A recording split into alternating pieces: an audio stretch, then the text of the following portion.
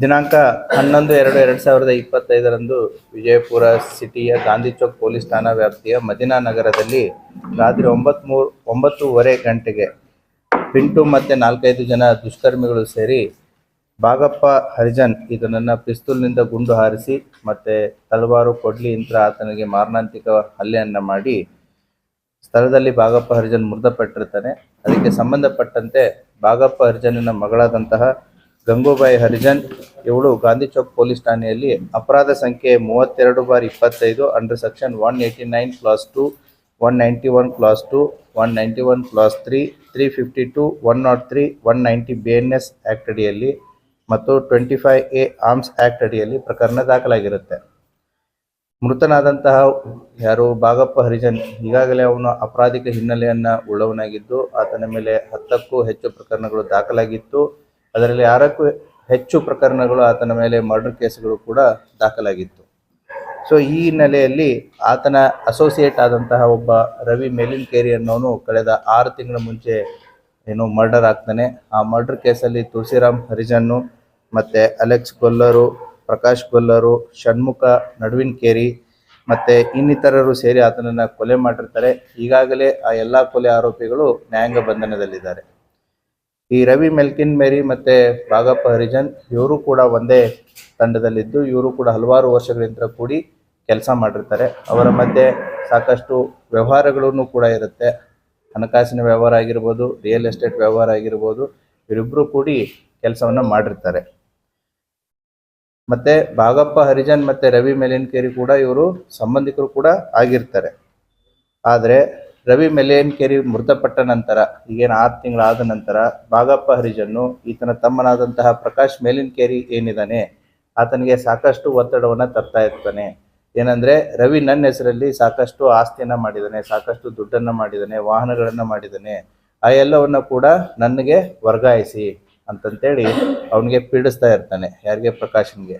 ಅಷ್ಟೇ ಅಲ್ಲದೇ ಇಷ್ಟೆಲ್ಲ ಕೊಡೋಕ್ಕಾಗದೇ ಇದ್ದರೆ 10 ಕೋಟಿ ರೂಪಾಯಿ ಕೊಡಿ ಅಂತಂತ ಹೇಳಿ ಬಾಗಪ್ಪ ಹರಿಜನ್ನು ಪ್ರಕಾಶ್ ಮೇಲಿನ್ಕೇರಿ ಮೇಲೆ ಒತ್ತಡವನ್ನು ಹೇರ್ತಾ ಇರ್ತಾನೆ. ಇದು ಯಾವ ಹಂತಕ್ಕೆ ಹೋಗುತ್ತೆ ಅಂತಂತಂದರೆ ದುಡ್ಡು ಕೊಡೋಕ್ಕಾಗದೇ ಇದ್ದರೆ, ಆಸ್ತಿ ಕೊಡೋಕ್ಕಾಗದೇ ಇದ್ದರೆ ಅವಾಚ್ಯವಾಗಿ ಆತನ ಅಣ್ಣನ ಹೆಂಡತಿಯ ಬಗ್ಗೆ ಈತ ಬಾಗಪ್ಪ ಹರಿಜನ್ನು ಮಾತಾಡಿರ್ತಾನೆ. ಸೊ ಇದರಿಂದ ಬೇಸತ್ತಂಥ ಪ್ರಕಾಶ್ ಮೇಲಿನ್ಕೇರಿ ಏನು ಮಾಡ್ತಾನೆ ಅಂತಂತಂದರೆ ಆತನ ಸ್ನೇಹಿತರಿಗೆ ಇದರ ಬಗ್ಗೆ ಡಿಸ್ಕಷನ್ ಮಾಡ್ಕೊಂಡಿರ್ತಾನೆ. ಸೊ ಯಾವಾಗ ಈ ವಾದ ವಿವಾದದಲ್ಲಿ ಒಂದು ದಿನ ಬಾಗಪ್ಪ ಹರಿಜನ್ ಏನು ಹೇಳ್ತಾನೆ ಅಂತಂದರೆ ಪ್ರಕಾಶ್ಗೆ, ನನ್ನನಿಗೆ ಆದಂಥ ಗತಿನೇ ನಿನಗಾಗತ್ತೆ, ಹೌದು ಅದೇ ರೀತಿ ನಿನಗೆ ಮಾಡುತ್ತೆ ಅಂತಂತ ಹೇಳಿದಾಗ ಪ್ರಕಾಶ್ ಮೇಲಿನ್ಕೇರಿಗೆ ಕನ್ಫರ್ಮ್ ಆಗುತ್ತೆ ನಮ್ಮಣ್ಣನ್ನು ಹೊಡಿಸಿದ್ದು ಬಾಗಪ್ಪ ಹರಿಜನನೇ ಅಂತಂತ ಹೇಳಿ. ಸೊ ಆ ಹಿನ್ನೆಲೆಯಲ್ಲಿ ಪ್ರಕಾಶ್ ಆತ ತಂಡವನ್ನು ಕಟ್ಕೋತಾನೆ.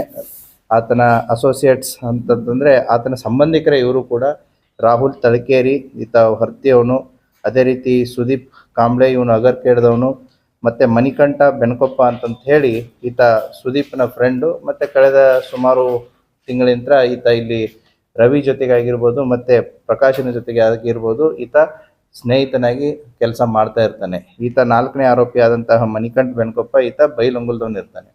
ಸೊ ಈ 4 ಜನ ಸೇರಿ ಅವತ್ತಿನ ದಿನ 11ನೇ ತಾರೀಕು ರಾತ್ರಿ 9:00ವರೆಗೆ over a period of time watch ಮಾಡಿರ್ತಾರೆ. ಯಾಕಂತಂದರೆ ಪ್ರಕಾಶನ್ಗೂ ಕೂಡ ಈ ಬಾಗಪ್ಪನ ಎಲ್ಲ ಮೂಮೆಂಟ್ಸ್ಗಳು ಎಲ್ಲಿ ಹೋಗ್ತಾನೆ ಎಲ್ಲಿ ಬರ್ತಾನೆ ಕೂಡ ಗೊತ್ತಿರುತ್ತೆ. ಯಾಕಂತಂದರೆ they were part of the same team.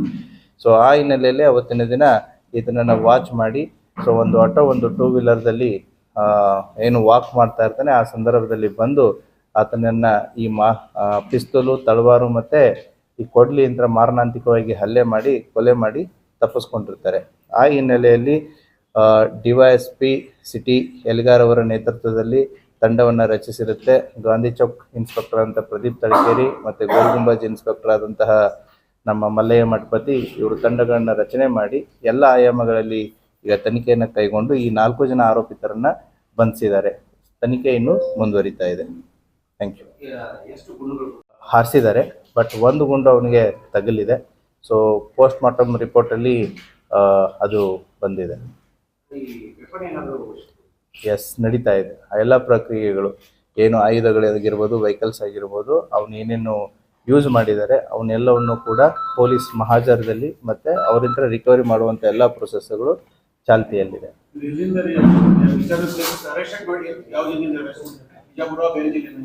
ಇಲ್ಲ ಇಲ್ಲ, ನಮ್ಮ ಬಿಜಾಪುರ ಜಿಲ್ಲೆಯಲ್ಲೇ ಅವ್ರನ್ನ ಅರೆಸ್ಟ್ ಮಾಡಿದೆ.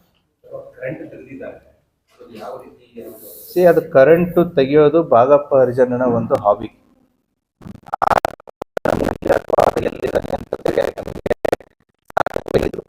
ಸೊ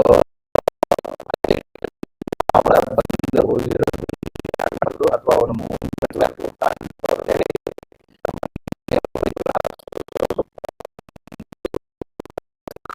ರವಿಗಳು ಮರ್ಡರ್ ಆದ್ಮೇಲೆ ಬಹಳ ದೂರ ಸ್ಟೆಪ್ ಆಗ್ತದೆ. Different character all different. So easy ಒಂದು 2-3 ದಿನ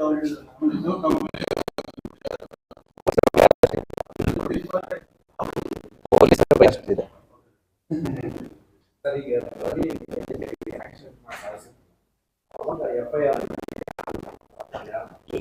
ಅದರಲ್ಲಿ ತುಳಸಿರಾಮ್ ಹರಿಜನ್ ಮತ್ತೆ ಇನ್ನಿತರ ಆರೋಪಿಗಳಿದಾರಲ್ಲ, ಸೊ ಅಲೆಕ್ಸ್, ಷಣ್ಮುಖ, ಪ್ರಕಾಶು, ಮುರುಗೇಶು, ರಾಜೇಸಾಬು ಇವ್ರ ಮೇಲೆ ಪ್ರಕರಣ ದಾಖಲಾಗಿತ್ತು. ಅವಾಗ ಅದರಲ್ಲಿ ಕಂಪ್ಲೇಂಟ್ ಪ್ರಕಾಶ್ನೇ ಇರ್ತಾನೆ. So they are already in police judicial ಕಸ್ಟಡಿಯಲ್ಲಿ. ಆ ಕೇಸು ಚಾರ್ಜ್ ಶೀಟು ಆಗಿದೆ. ಯಾವ ಕೇಸಲ್ಲಿ ಇಲ್ಲ, ಇನ್ನೂ ನಮ್ಮ ಹತ್ರ ಇದ್ದಾರೆ. ಸೊ ತನಿಖೆ ನಡೀತಾ ಇದೆ. ಇವತ್ತು ಅವ್ರನ್ನ ಕೋರ್ಟ್ಗೆ ಪ್ರೊಡ್ಯೂಸ್ ಮಾಡ್ತಾ ಇದ್ದಾರೆ. ಡೆಫಿನೆಟ್ಲಿ 4 ಜನ ಇವಾಗ ಟೋಟಲ್. ಎಸ್, 4. ಇನ್ನೂ ಕೂಡ ತನಿಖೆ ಮಾಡ್ತಾ ಇದ್ದಾರೆ. ಅದನ್ನೇ ಹೇಳಿದೆ ನಾನು ಇವಾಗ ಅದ್ರ ಬಗ್ಗೆ. ಸೊ ರವಿ ಸತ್ತಾದ್ಮೇಲೆ ರವಿ ಮತ್ತೆ ಬಾಗಪ್ಪನ ಮಧ್ಯೆ ಏನು ವ್ಯವಹಾರಗಳಿತ್ತು, ಸೊ ಬಾಗಪ್ಪನ ಹೆಸರಲ್ಲಿ ರವಿ ಸಾಕಷ್ಟು ದುಡ್ಡು ಆಸ್ತಿ ಮಾಡಿದ್ದಾನೆ ಅಂತಂತೇಳಿ ಬಾಗಪ್ಪ ಈ ಪ್ರಕಾಶ್ಗೆ ಅಲಿಯಾಸ್ ಪಿಂಟೋ ಏನಿದ್ದಾನೆ ಅವನಿಗೆ ತೊಂದರೆ ಕೊಡ್ತಾ ಇದ್ದ. ಸೊ ಮನೆ ಆಗಿರ್ಬೋದು, ಕಾರ್ ಆಗಿರ್ಬೋದು, ದುಡ್ಡು ಆಗಿರ್ಬೋದು, ಏನು ಮಾಡಿದಾನೆ ಅದನ್ನೆಲ್ಲ ನನ್ನ ಹೆಸರಿಗೆ ಮಾಡಿ ಅಂತ. Yes, that is part of the investigation. So status is that becomes a part of the evidence. He was one of the most notorious criminals.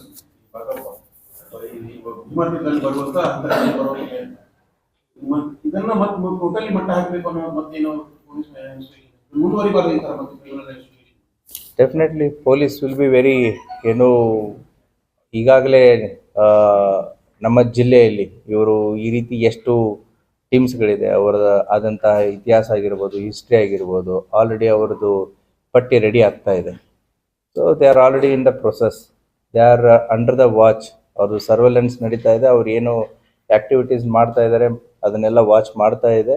Definitely will take A strongest stringent action on this criminals. Rowdy shooter is different, history shooter is different. History shooter is a convicted person. So rowdy sheeter ಈಗ ಇವೆಲ್ಲ rowdy sheet, history sheet ನಾವು open ಆಗಿ discuss ಮಾಡುವಂಥದ್ದಲ್ಲ. So that is a part of the administration process.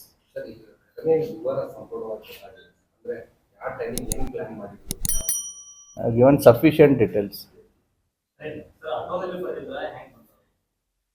ಆರೋಪಿಗಳು auto ಮತ್ತೆ ಒಂದು 2 ವೀಲರ್ನ use ಮಾಡಿದ್ದಾರೆ. So 4 ಜನ ಹಾಕಿದ್ರು, 2 ಆಟೋದಲ್ಲಿ, 2 2 ವೀಲರ್ದಲ್ಲಿ ಬಂದಿದ್ದಾರೆ. ಯಾರು ಇದರಲ್ಲಿ 4 ಜನ ಆರೋಪಿತರಲ್ಲಿ ಒಬ್ಬನ ಮೇಲೆ ಮಾತ್ರ ಹಳೆ ಒಂದು ಕ್ರಿಮಿನಲ್ ಕೇಸ್ ಇದೆ. ರಾಹುಲ್ ತಲಕೇರಿ ಮೇಲೆ 2022ದಲ್ಲಿ ಹೊರತಿ ಪೊಲೀಸ್ ಠಾಣೆಯಲ್ಲಿ ಒಂದು ಅಟೆಂಪ್ಟ್ ಮರ್ಡರ್ ಕೇಸು ಇದೆ. ಅದರಲ್ಲಿ ಆಲ್ರೆಡಿ ಕೋರ್ಟಲ್ಲಿ ಟ್ರಯಲ್ ನಡೀತಾ ಇದೆ. ಅವನು ಕೋರ್ಟನ್ನು ಕೂಡ ಅಟೆಂಡ್ ಮಾಡ್ತಾ ಇದ್ದಾನೆ. ಬಟ್ ಉಳಿದಂಥ 3 ಆರೋಪಿತರ ಮೇಲೆ ಯಾವುದೇ ರೀತಿಯಾದಂತಹ ಕ್ರಿಮಿನಲ್ ಹಿನ್ನೆಲೆ ಇಲ್ಲ. Yes S.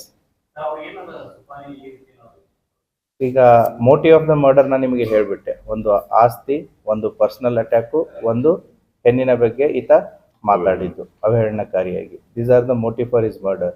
So this Prakash and other, ಪ್ರಕಾಶ್ಗೆ ಏನಾಗುತ್ತೆ ಅಂತಂದರೆ ನನ್ನನ್ನು ಇವನು ಉಳಿಸಲ್ಲ ಅನ್ನೋವಂಥ ಒಂದು ಮನೋಭಾವನೆ ಬರುತ್ತೆ. ಯಾಕಂತಾರೆ ಅನ್ನನ್ನೇ ಹೋಗಿದ್ದಾನೆ, ಇನ್ನು ಇವನು ಕೊಡೋ ಕಾಟಕ್ಕೆ ಇನ್ನು ಒಂದು ನಾನು ಇರಬೇಕು ಇಲ್ಲ ಆತ ಇರಬೇಕು ಅನ್ನೋವಂಥ ಒಂದು ಮೈಂಡ್ ಸೆಟ್ ಅವನಿಗೆ ಪ್ರಿಪೇರ್ ಆಗುತ್ತೆ.